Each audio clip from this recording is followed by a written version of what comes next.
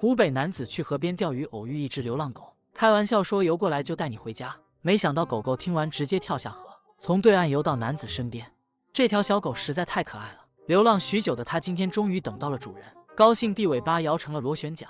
小哥是个钓鱼爱好者，每天天不亮就要全副武装出门钓鱼。这天他开车去河边钓鱼，等待鱼儿上钩的过程有点无聊，小哥左顾右盼打发时间。就在这时，他发现河对岸的草丛中似乎有什么东西在动，定睛一看，原来是条小白狗。小哥钓鱼时常常会遇到流浪的猫猫狗狗，看到这只小狗便起了逗弄的心思。他吹口哨吸引小白狗的注意，小狗刚开始并没有太大的反应，但当小哥挥手示意它过来的时候，小狗一下子兴奋起来，摇着尾巴原地转圈。可是人和狗之间隔着一条小河，即使小白狗非常想和陌生人亲近，一时半会儿也做不到。发现小狗这么喜欢自己，小哥也非常开心。